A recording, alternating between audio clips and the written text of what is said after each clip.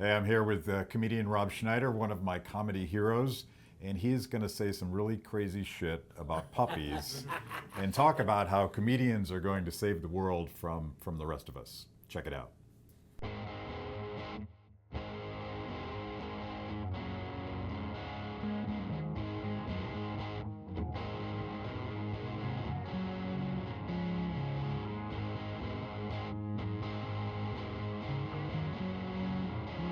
Welcome to Kibbe on Liberty.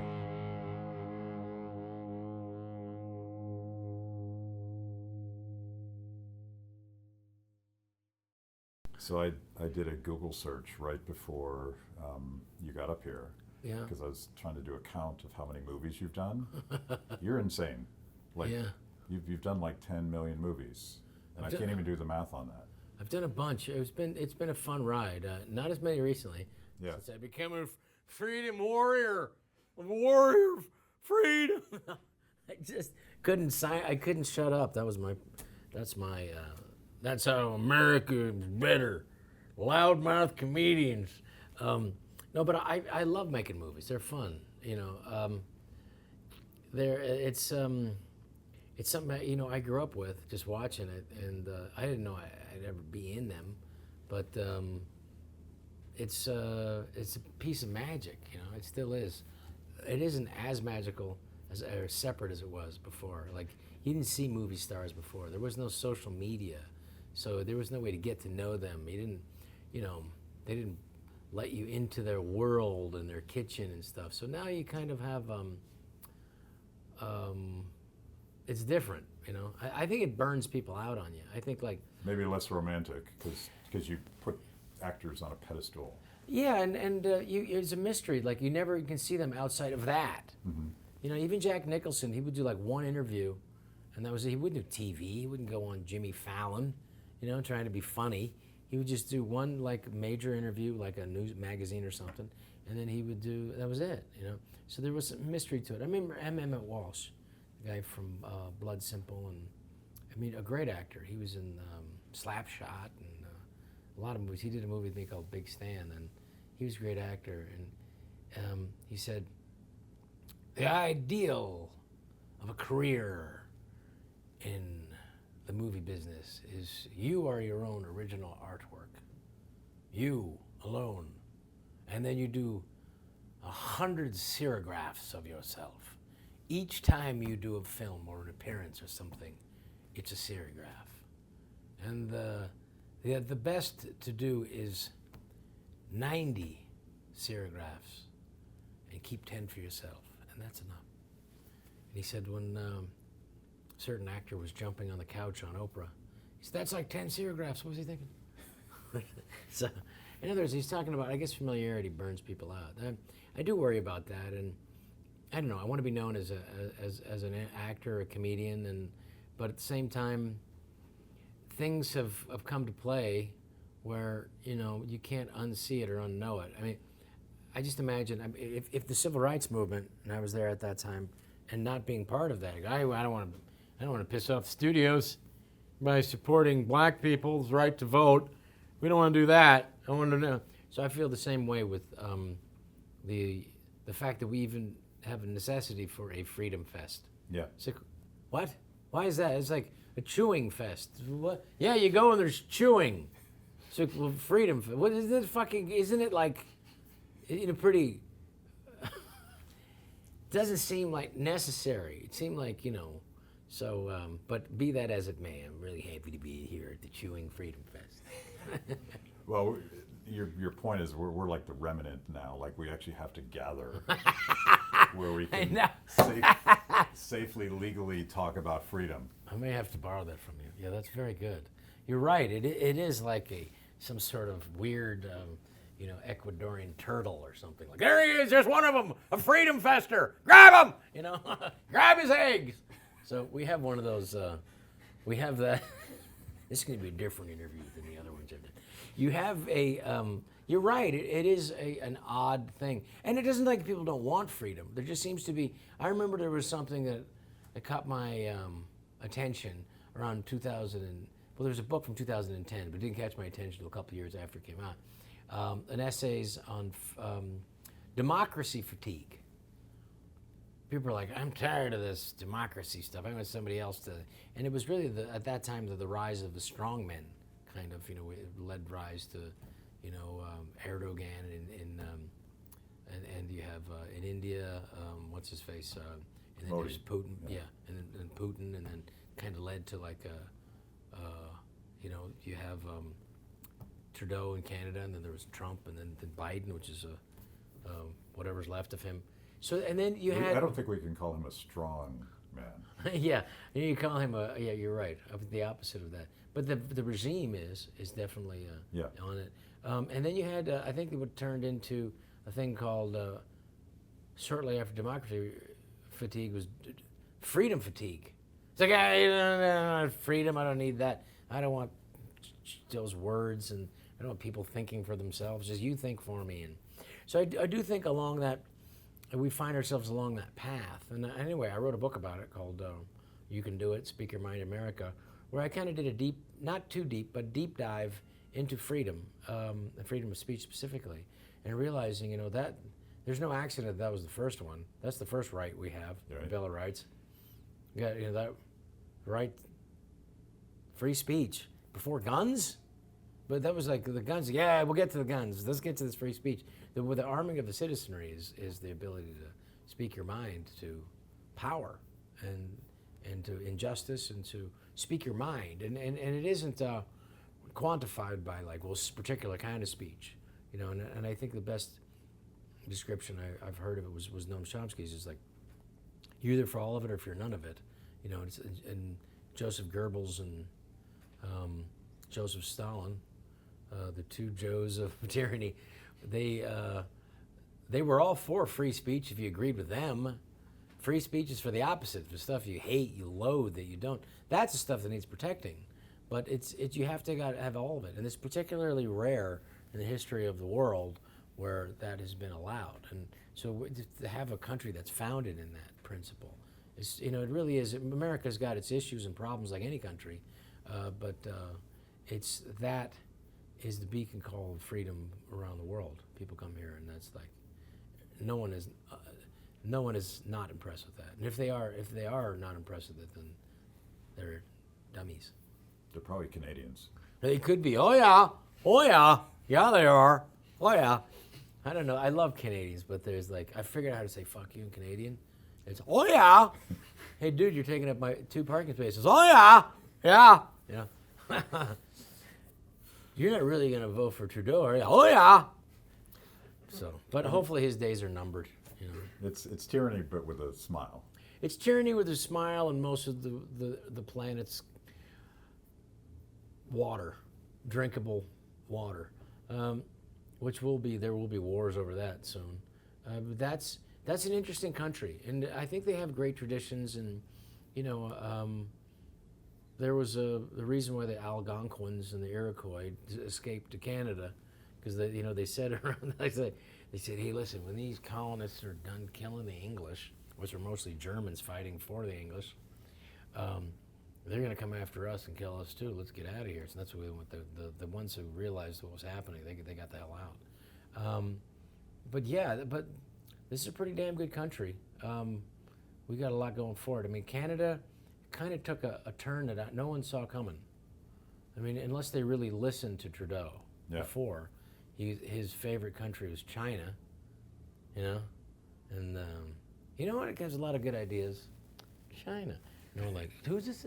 He just said that, and he still got elected.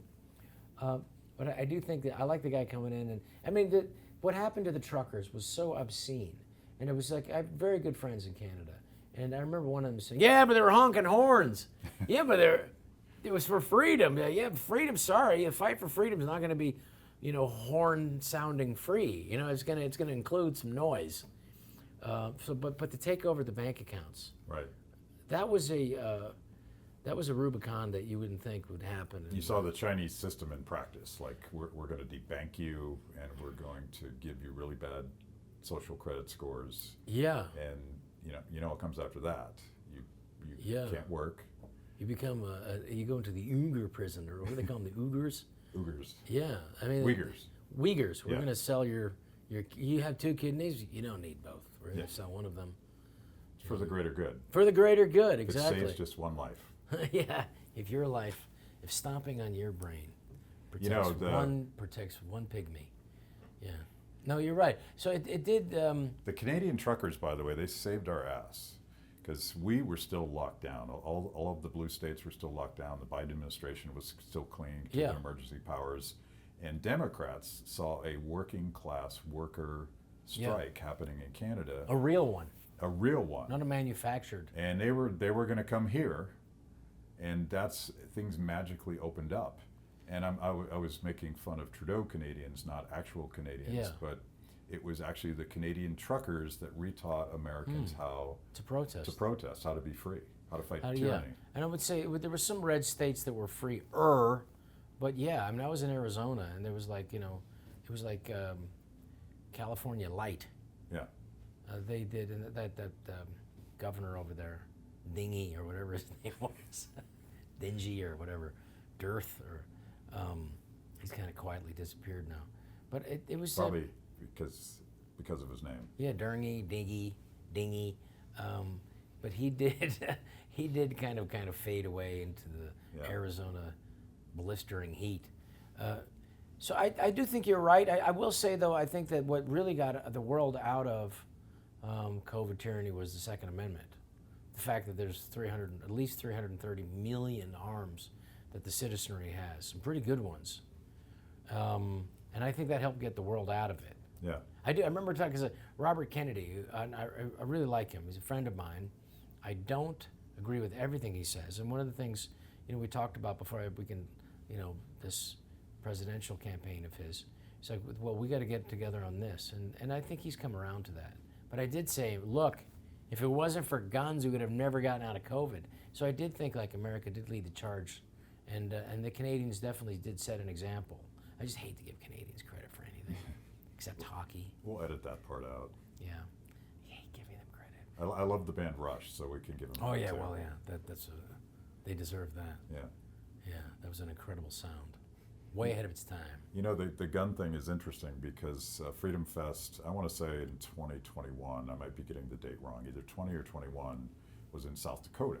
Mm-hmm. And there you had, before Kristi Noem was revealed as the serial puppy killer. I know. She actually was the only. Somebody got to talk to her and said, listen, I love the book. One suggestion, just small edit, you strangling puppies. Just, I'm just thinking, some of the other stuff, your accomplishments, which are really great, you live in a free state and it wasn't locked down, and it was really a great example. So I would just say the less puppy strangling, the less, and definitely the pictures of you strangling the puppy smiling, that's got to go too. Sometimes you have to have people around you again. No, but I really like her as governor, and she did. She's the great. only one that didn't ever lock down. Yeah. And my theory, based on what you were just saying, is that it's perhaps because her voters were extremely well armed. I want to think so too. Yeah. Also you drive I think the speed limit's like 95 there or something. Like, you guys keep it under 95. Come on, respect your fellow highway space travelers. But yeah, I mean, was it in North Carolina or was it in Montana or South Dakota where like the senator like ran over a couple of people and kept driving? Wow. It was one of those, right? I think it was Could Montana. have been. Was it Montana? It was. You gotta go, but you have to drive pretty fast. And if you do hit something at that, what? All right, just keep going. So, I like her a lot, but she did ruin her chance to be VP. Yeah. I thought she would have been a good VP. I like her. You don't even have to do you don't have to do polling. Probably don't have to do a focus group to discover that puppy strangling is. Yeah, you would think. At best, it's a 50-50 issue. No, there was one place that her likability ratings went up. Korea. Yeah, no, there's a whole puppy eating festival, which is another one you wouldn't think would be in America. But anyway, I digress. Sorry, South Korea. But no, there's certain places like, you're at a night market in Korea, and all of a sudden, there's you're walking around, there's duck heads, necks, and everything. You see like an ape fist. It's just See, you just don't know. It's why, like, why are people killing apes? You know, and somebody, it's always about some guy's dick. It's always is. It's just like, no, if you use I'm telling you, the tiger paw, you just a little of that, and like, the dick of death. You know, and it's like, really, we're gonna lose all our tigers for that? Don't they have drugs for that? You really have to kill the tiger? No, the tiger one, it's non-pharmaceutical, less side effects. It's always that, you know. But anyway, I digress. Christy Nome, chapter out of the next, when she goes to the paper book, I guarantee paperback, that's out. Yeah, it may be too late. Might be too late? Yeah. So they can always dig that up, too. But you know, Fauci killed puppies, Right. cuter puppies, too. You see the puppies he killed were beagles. Yeah. Those are cute puppies. Regular viewers of Kibbe on Liberty already know how obsessed I have been with the pandemic industrial complex and all of the stupid, authoritarian, and downright evil things that the government did to us during COVID-19. Well, I'm proud to announce a new investigative series that looks to get to the bottom of all of that. It's called The Cover-Up, and I'm producing it in cooperation with Blaze TV. The only place you're going to see this is Blaze TV, so go to FauciCoverup.com/Kibbe and use the code FauciLied for $30 off your annual subscription. Do it now. The truth is out there. So there's these guys, White Coat Waste, who actually were doing FOIA requests on Wuhan because it's an animal lab, and they're trying to ban animal torture, puppy torture, cat torture, all sorts of horrendous things that is I want to start my political career against that. Yeah. These assholes want to stop the puppy mill torture. By the way, we were winning the narrative with Fauci attacking puppies, and then Christy Nome's book came out. Boom, it was gone. It reminds me of when like Murdoch was getting attacked, and you know, because he does it. You know, there's some things that the Murdoch media empire did, and then some comedian tried to hit him with a pie, and his wife, also Korean, defended. It's a theme. Also, she defended it, and that's all the press talked about. So it was all like the improvement that could have happened, to modern media didn't get a chance because of, just got distracted by a pie, puppy. Yeah. You know, see, pea, puppy, pie. It's all coming together. Korean. Do you think Puppygate was a false flag? It could have been easily. Yeah. I think sometimes like we're about to get into World War III, but oh look. Yeah. Look over there. I know, it's sad, but I think she was warned. Her publisher warned her. Oh really? Said, you might want to think about it. She goes, nah. Who's gonna worry about that? Because she said I killed it myself. I said that's worse. What do you mean? Yeah, it's just a dog. It's fucked up. I'm gonna kill a fucking dog myself. I didn't have anything. That was her defense. Was that she said, I did it. I didn't take it to a place. We didn't have the pound put it down peacefully with a needle. I blew its fucking brains out. Splattered all over the barn like a good pet owner would do to an animal that has a defective brain. I blew its fucking brains out. Anyway. We're gonna have to edit the snorts out. I'm sorry. Out of the conversation. I apologize. I don't know how I pivot to something serious after this, but no, but let's go. Let's give it a shot. So I'll see if I can get it back to something. So like in an hour or so, maybe it's 2 hours from now, you and Andrew Doyle are going to be speaking here at FreedomFest. Yeah.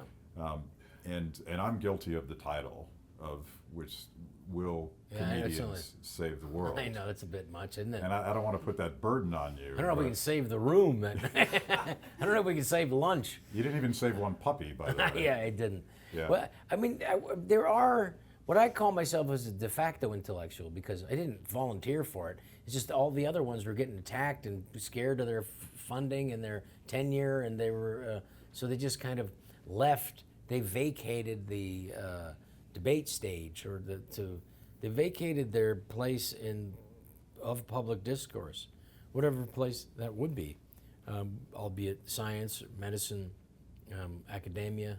And so who's left, you know? So that's why I would say something and it would get in the news. It's like, how'd they get in the news? It's a joke, you know? So I'd find myself, if I did a tweet that happened to be, you know, I did a tweet after Hillary Clinton lost that went like crazy viral, like, you know, 30 million. Like it was one of those things. And then it became like a cause, and then the Democrats just absolutely hated it, of course. But it was because it was as raw as you'd seen the liberal intelligentsia. That was absolutely, the wound was just right there, gaping, and I said, I haven't seen the Democrats this pissed off since we freed the slaves. And then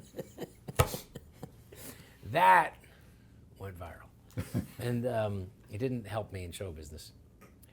So it was stuff like that. You were still in California at the time. I was still in California at the time, Yeah. working a lot less after that. But you know, you just One tweet. one tweet. I did a few after that too. But it makes you realize the impact, and also that there was a vacuum of people who felt like they could talk about things, and all of a sudden there was this, you know.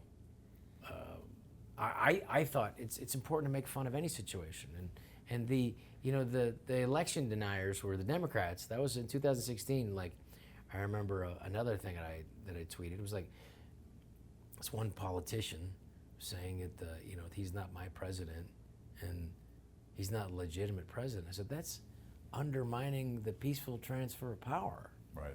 And I said this certainly undermines the great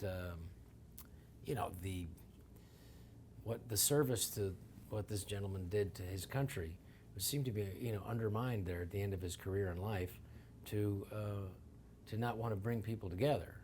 That was a real moment in American history.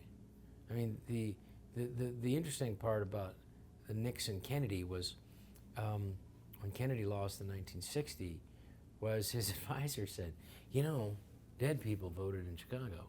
We can fight this. And he said, no, the more important than any personal man's individual ambitions is the peaceful transfer of power. Nixon. Nixon said that, and he the now reviled Nixon. Yeah, but Nixon was the last truly progressive president. I take umbrage with that, and he was the one who put in Title IX for women to have, like, if you're going to have money coming from feds for your university, and you have a men's baseball team, you better have an equal kind of team, and that's how softball. And there are a lot of women. I know my friend's daughter got a free ride to Cornell. I don't know, that's kind of a worthless education at this point, being in university. I tell them, take your kids out, save the money, they'll spend go on a twice trip. as much. Yeah, you're gonna have to spend money to de-brainwash them. Yeah. So, but Title IX was important. It was also the Environmental Protection Agency, which has its problems as a lot of agencies. But the idea of the Environmental Protection Agency, that's something that Nixon put in. He wanted before Americans were, a large percentage, or 35% obese and pre-diabetic, and susceptible to dying from, like, 70% of the victims from COVID were people who were really unhealthy. He wanted to put in universal health care. That when he was opposed by Senator Ed Kennedy. So this is a guy who certainly was progressive in his thinking. He was truly the last real progressive that we had, if you're looking for tangible, practical things, not just verbiage. So it just, he had other issues, obviously. I mean, he was kind of worried that not everybody makes an enemy list and then keeps it and gives it to people. He had that, and then he taped all the meetings, which a lot of presidents do as well. I mean, he also listened to people who were still into that McNamara, BS about, from the Lyndon Johnson administration and the defense minister, Robert McNamara, this idea of the domino theory. And, that's why they bombed Laos. As Noam Chomsky talks about, he said, Laos didn't even know there was such a place called Laos. They didn't know they didn't know this is Laos. They just knew there's a village here, there's a village over there. And all of a sudden, Henry Kissinger was ordering their bombing. Henry Kissinger, who just passed away, and hi, Henry. Sorry, it's warm down there. But there were certain countries he couldn't land in because the United States refused to sign a war criminal treaty with other nations because that was a war crime. So, I don't know how to bring us back to puppy killing, but I think there's Nixon had some good things done. I will say that there's some departments that seem to have more negativity to them than they actually what their usage is. I mean, I think the Department of Education needs to go. I think that the states need to be the only ones responsible for what happens in our educational system. That's it. Especially, for K through 12. Yeah.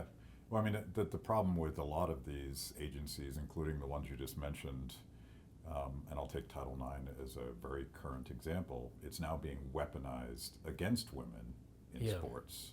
The Biden administration is saying that biological men can compete in women's sports, and if you don't do that, we're going to use Title IX to strip you of your funding.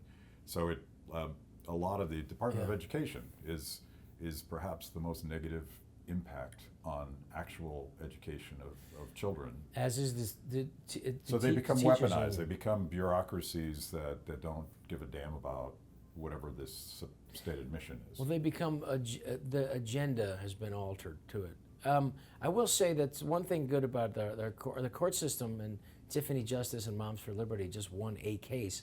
I don't really truly understand the ramifications of it because I understand if you're just a member of the Moms for Liberty, then I think you're protected. But eventually this has to go to the Supreme Court. The courts have not been completely, I guess, wokeified or haven't been ruined and undermined completely. There's interesting potential legislation that has not been brought to the floor yet from the Republicans, and I'm sorry if I don't remember his name, but I was at his office in Oklahoma. He's from Oklahoma, a congressman.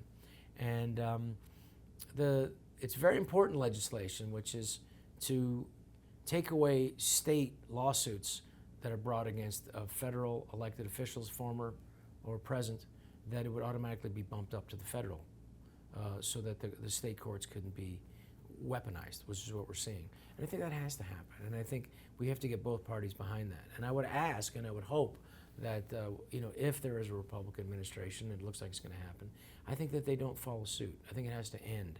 And I know some people are saying, and I've said this publicly, that they have to go after, so that's the only way that the Democrats will yield, or at least know that they're tit for tat, or they're, you're going to pay for it too. But I would think that if there's real legislation that is brought forward that eliminates that attack on your political rival at least at the state level, and hopefully some sort of reform in the State Department as well, or not State Department, sorry, at the Attorney General. I think that'll be a positive move forward to ratchet things down. Yeah. We just had a very disappointing decision from the Supreme Court on free speech. Yes. And my theory was that there's only 3 justices that actually get liberty, and it's Gorsuch, Alito, and Thomas, and they were the 3 dissenters in that opinion. But it was all about the censorship industrial complex that had targeted guys like Jay Bhattacharya, particularly COVID dissidents. People who were right, by the way. And you had the government in a very granular way bullying companies into censoring them. Who are more than happy to censor. Yeah, they're like, yeah, please, let me do that. It's even deeper than that. They're hardwired into these tech companies. I mean, literally, like the founder of, I think what's his name, Brin of Google, it was from the CIA. I mean, it is, so they're hardwired, backdoored into it. That's why they don't want to they can't get into TikTok. That's why they want to get rid of it. Right. And they'll probably be successful at it. I hope not. That's new. Tech companies being, intimidated to working with the government. But there's also, just like with COVID, I'd love to sit here and go, well, thank God the state legislatures of Michigan, California, and New Jersey, and they did something to rein in the emperor-like powers of the governors so that they couldn't just reenact these emergency powers, but they've done nothing. The legislatures have done nothing. So in that same way, I think, and the fact that the Democrats they love it. They defend it. I mean, how embarrassing was to have Schellenberger and Taibbi. Yeah. I don't know where the hell that name's from, but I mean, I had to practice for 2 years to get that right. Thank you for the Taibbi. I want to tell you about this new brand that we love here at Free the People. Our friend Jennifer Say, free speech warrior and truth teller, has started her own athletic clothing brand. It's called XXXY Athletics, and it is the only athletic brand standing up for women's sports. We met Jen when she spoke out against the insanity of COVID lockdowns and school closures, and stood up for our freedoms. She risked her reputation to do the right thing, and she's doing it again now. A lot of other brands out there claim to champion women, but only Jen actually does it with her new brand, XXXY Athletics. As a former elite gymnast, she was the 1986 national champion. She knows the importance of protecting Title IX. And as the former Levi's brand president, she knows a thing or two about great products. XXXY Athletics just launched their performance wear for both men and women, including cool t-shirts, bike shorts, and leggings. So check it out at xx-xyathletics.com or thetruthfits.com. Don't give your money to athletic brands who don't share your values. Give it to a brand that speaks truth, stands up for free speech, and puts quality first. Use the code Kibbe75 and you'll get free shipping with orders of $75 or more. Finally, an athletic brand with a cause you can get behind. Go show XXXY Athletics some love. Wear the truth out loud. Go to xx-xyathletics.com and use the code Kibbe75. That's KIBBE 75 to order. Do it now. I don't know how anybody, an elected official from either party, can sit and see these guys present this case, which is pretty cut and dry. There's not a little ambiguity about it. It is the government censored individuals during the pandemic who didn't go along with the government preferred narrative, and even if they were right, that's just when you do something illegal, like that is the First Amendment being violated by the government. You can say like, well, they always say, the Democrats, like, yeah, it's a private company, they can do what they want, but the government can't. The government can't, because that's what it says right there. You can't. And they did. But there's nothing. There's nobody held culpable. There's nobody who got fired over it in the government. It's really it's exposed. So maybe the next one coming in will be able to do something about it.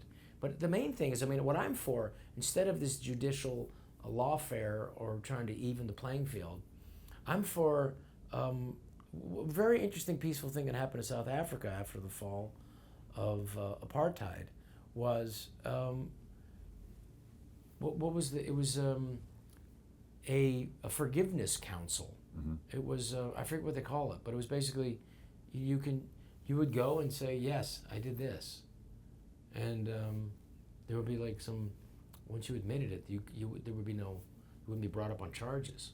So instead of having a subpoena where you're brought, like Fauci's dragged into, it's like a truth, and I think they did call it in South Africa like a truth council, or, and I think it did bring peace to that country at that time, in a very volatile time after, you had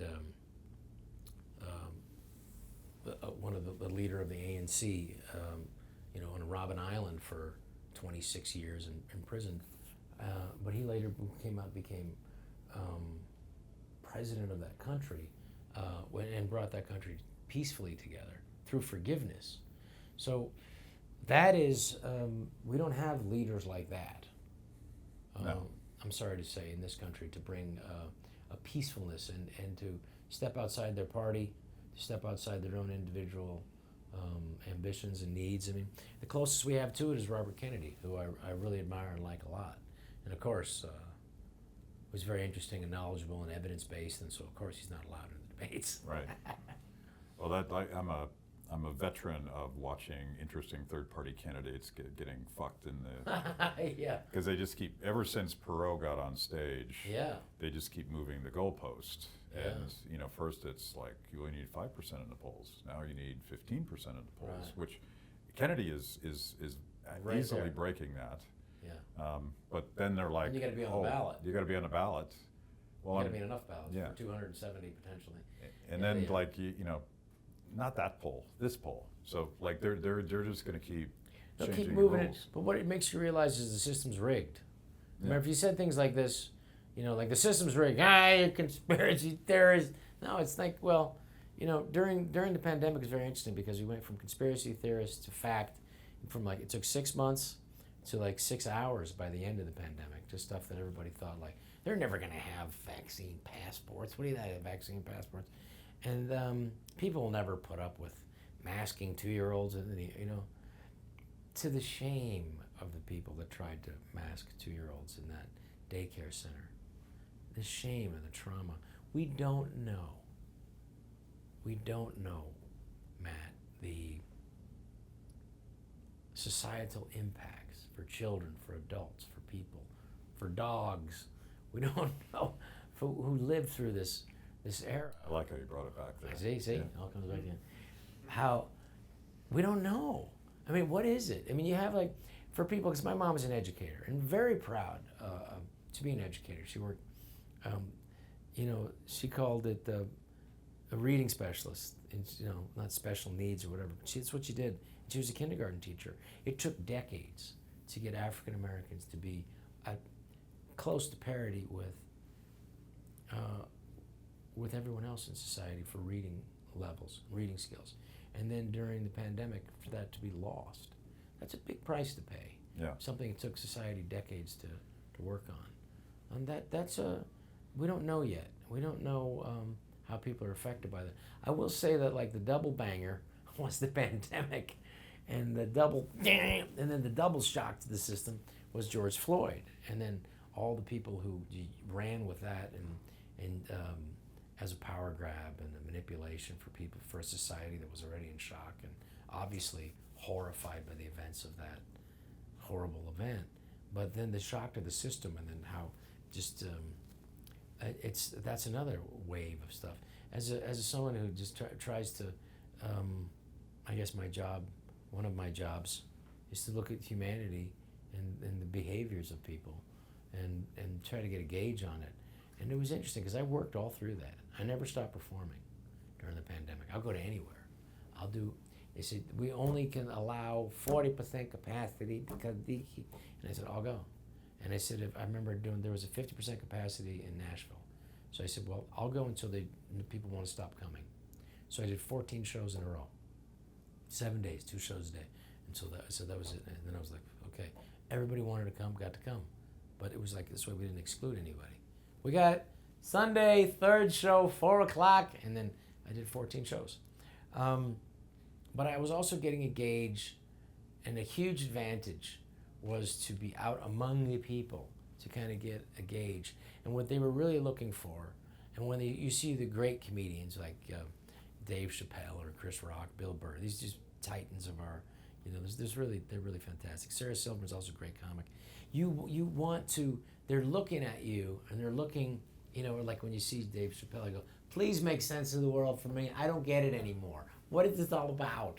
And so, my aim is to be in that same group and to try my hardest to be in there. But it's to make sense of the world because it seems too crazy, too quickly. And so I think comedians have the potential to, as a calming effect, and go, yeah, I thought the same thing. What's it? Yeah. Oh. So that seems to be, people come up to me and hug me. for no other reason that they saw, some clip of me, and and it just made them calmer about things. I can't get on a plane without people coming and say, "Thank you for saying that thing about United," and it's like, "Oh yeah, the pilots." Yeah, okay, and yeah, because the idea that you want a pilot of a particular color or religion or race or creed, instead of a pilot who has the best chance of landing and taking off without incident, I think is pretty basic. But I didn't hear anybody else saying it. Well, this is like my theory. John Cleese has an interesting way of explaining what role Love him. comedians Is play. everything okay? Did something break? Sewage plant or something? Something smells like shit. I don't Yes. know what it is. Some sewage thing broke. But yeah, I love Cleese. Cleese, I love him. Yeah. He's my comedic hero, and he's about being silly and during the pandemic I got to spend a lot of time with him. It was great. Yeah. He was. They were the wokesters were demanding that he eliminate that scene in Life of Brian? Life of Brian about I want to be a woman, Yeah. and I can't repeat the scene because I'm not that good. but- 1979. Yeah. I want to be a woman. What? Yes, I want to be a woman. I want to have babies. But you can't have babies. Yeah, but I want them. And then I said, well, then we agree he can't have babies, but he should have the right to have babies. And then, what, that doesn't make any bloody sense. So that scene is 1979. And it was just a funny scene then. I didn't realize it was going to be like, the Simpsons predict history, supposedly. Yeah. But I'm glad he didn't take it out. Yeah, he didn't take it out, and he was explaining sort of the way you guys save the world. I actually mean this because comedians are allowed to say things that the rest of us aren't allowed to say anymore. Like, I want a pilot that actually knows how to fly, and I don't care what color their skin is. Yeah. I'm not allowed to say that, but you can make a joke about that, and that empowers people. And then people are like thinking about the logic of it, and they're like, "Yeah, that's insane." Yeah. But Yeah. someone but- has to say it first. Say it in, and hopefully in a funny way. Well, Oscar Wilde gets attributed the quote, and I don't think it's really him. It could be Walt Whitman or I forget who, but he says, you could tell the truth if you make them laugh. If you tell the truth and make them laugh, they'll celebrate you. You tell the truth. If you tell the truth and don't make them laugh, they'll kill you. I think I'm bastardizing it, but Yeah. that's basically the sense of it. But I like it, and I do say that the audience doesn't lie. I mean, sometimes it could be misleading, because I remember there was like, I go tell jokes, and sometimes people get very upset, and it was like on the news. It's like, for a joke, really? I'm a comedian. Oh, how is that news? And it seems to get on the news now, and you can rent me for a night, but you can't tell me what to say. And I'm sorry to the Canadians who think that they rent me for the night and they can control what I say. That they can't. You don't get to buy me that way. You get to have my time, and I'll tell my jokes. But that's never going to be part of the deal. And I'll never apologize for a joke ever. But there was a point during the pandemic where, people would specifically come to see me and were angry. They would pay money to come just to get out, just when something was, they thought was like, that's too much, we're out. But there was very specific points that they'd heard about and they wanted to go see for themselves. And then they'd get up and leave that's their right. And but it was for the people who stayed and the people that were like, let's talk about that for a minute. And I think we cannot, you don't get smooth, if you're working with wood, you don't get smooth from like smooth. You don't get a smooth table unless you get some sandpaper on that mother effer and you work it. And so it takes friction. That society works best with that friction to make something smooth or to have something that's potentially interesting. It's like you want complexity. Like everybody talks about like, I just don't want those kind of jokes, or I don't want that idea, whatever. It's like if you just look at things like anything that's crafted well, whether if you like a beautiful scotch, or for me, it's like I grew up in the, near the wine country. So as soon as I was old enough, underage, I would get up there, and it was beautiful wines. And then you get into the wine cellars, and it's not just, they don't just make wine, they just crush the grapes, and they hang it up, and then the bacteria, you put yeast, and then it turns into, the sugar gets eaten, it turns into alcohol, the opera. No, to make a really fine wine, you want complexity. You want to have, so they have like a solid oak barrel. It takes a whole tree to make one barrel. And it costs $3,000 minimum. And there's only two kinds in the world that they use. They use Kentucky oak, or they use a French oak. And it's a fucking tree. And then they hollow that out, put it together. And they don't just put the wine in there. First, they make it more interesting. They flame it. And then the inside, they burn it. And it's a light toast for like a light Pinot, or a medium toast for a Merlot. And if you want a real Cabernet Sauvignon, and they keep it in there for a year and a half. But before it's in there, it's 18 months in a stainless steel tank.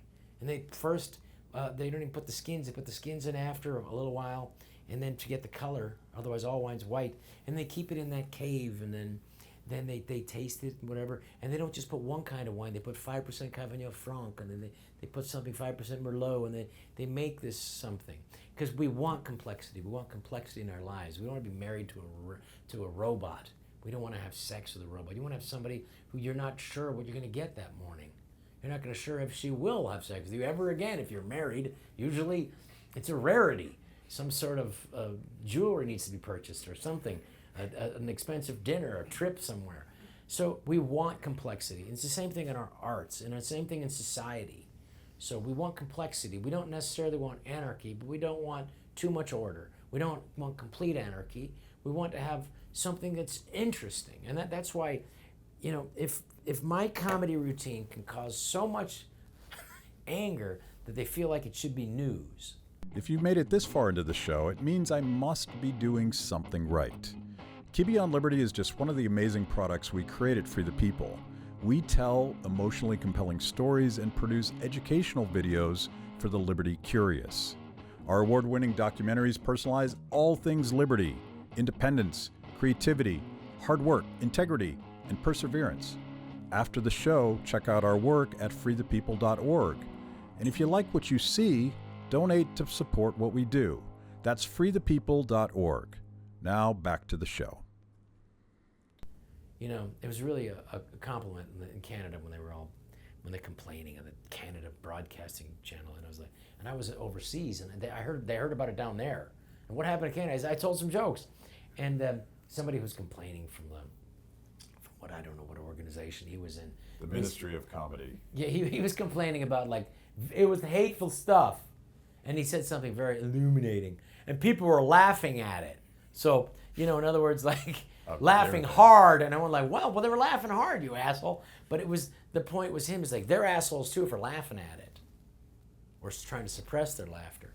So it really is a form of control they want. So the best comedy is no laughter? I know. It's what the stuff we like and agree with. Yeah. That's what we want. The stuff that we approve ahead of time and know about it, the punchlines and everything, the setup. So it is what that is. And I can't believe that, we're in this era, but at the same time, it has its opportunities. I mean, Seinfeld, and he's one of the great masters of the 20th century, and of the 21st century at this point, for that matter, for comedy. He really is a brilliant technician and a brilliant comic mind. And he's saying, you can't do jokes anymore. You can, but you just have to be. I do a lot more shows than him, and I'm out there and, not making as much money and working in seedier, dirtier places and all over the world. But I will tell you, you just got to work harder at it to get them to kind of around so they don't feel like they're being attacked. And that's an interesting thing. Like you have another master of the craft, Sarah Silverman. Now, I don't agree with the political part of her end, but you have to admire the mastery of her craft. I mean, she gets the audience to go, I would never tell a racist joke, ever. It's awful, and I can't imagine, and anyone who does is a terrible person. And then she tells one. And I said, oh, you're cheating. And that's how you do it. You get some sort of, she's going to say something horrible, and she gets their unwilling tacit approval.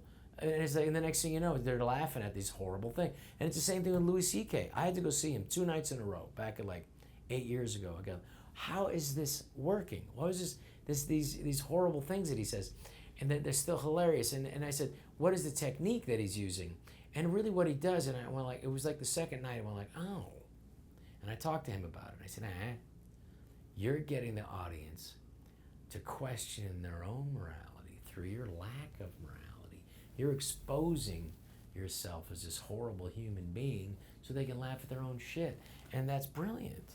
But that's just another way to get to it. So I would say for all the people who say comedy's dead, you can't do comedy, you just have to be a little craftier at it. You have to work some of the rooms I work, Jerry. You also have to own the hate, right? Cause yeah, absolutely. Because there is no, like, you don't get to leave the stage when you walk off stage. No. It's 24/7. Sometimes you're asked to leave the stage. But you can't take the praise and then devoid yourself from the hate of it. It's got to all come, and you have to throw them both away. But the laughter you get to keep. Yeah. That's earned. And you for the people who think I try to fit in some political agenda, I don't. I mean, if the conservatives who somehow ended up as the voice of the people somehow, I didn't see that coming during 1980, but it has happened. But as soon as they turn on it, I'm going to make jokes about them. It's just right now you have to attack the power base, and the power base is this illiberal, this illiberal Biden regime, which is just continually flattering itself as the defense of liberty, the defense of democracy, as they continue to use lawfare, arrest their political opponents, censor people who disagree with them, using tech companies, just blatantly, arbitrarily violating the First Amendment, opening up the borders and allowing people to come in and illegally in this country, to changing the voting forever in certain areas, and all of this at the same time, violating Title IX of the and putting women in jeopardy and losing opportunities for women. At the same time, all this stuff's happening, and being okay with child mutilation surgeries. I think if you're a comedian and you're not mocking that, I would say I don't know what else to talk about, but you have to get to it in a clever way, and get the audience to prove it. When I talk about my, when I talk about, I don't have a son, but I pretend that I do. It's if I had a son, and I talk about the same athletic abilities I did, and I said, I want you to hold the trophy. I want you to win. Obviously, you're not going to beat guys. Here's what we do, and I explain it out to them, and I'm telling you, the laughter that I get from that is so rewarding, because it's the stuff I'm saying is horrible, and that's the stuff that, if you can really ridicule it and get people to laugh hard at it and mock what's happening, it's going to fall. It's going to collapse, because it's built on nothing. There's no ideology behind allowing men and women's sports. That's not something that can't last. Comedians are going to save the world. Well, I'm going to try to kill for 20 minutes tonight, trying to go over my act. What's the FreedomFest thing I'll use for sure. Maybe the puppy thing I'll go for. Yeah.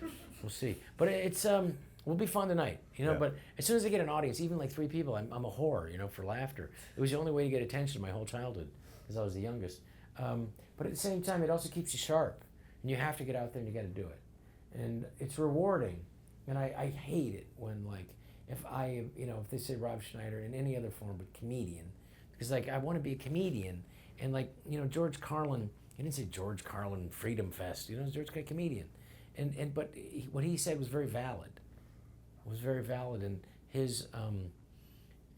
his greatest honor is that his jokes are still relevant now after his death.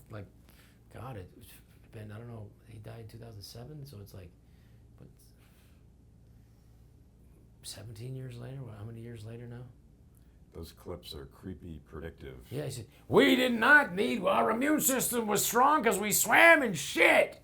We swam in shit. And you just really get it. I mean, it's, because it's true, you know. I mean, there's so much an element of truth in that. And there has to be. For good comedy, there needs to be. Not a lot. I mean, I lie all the time. It's part of I'm a professional liar. But within that, it should be based in something. And you know, if people come away like he really proved his point tonight, I just hopefully they just did, well, he was really funny.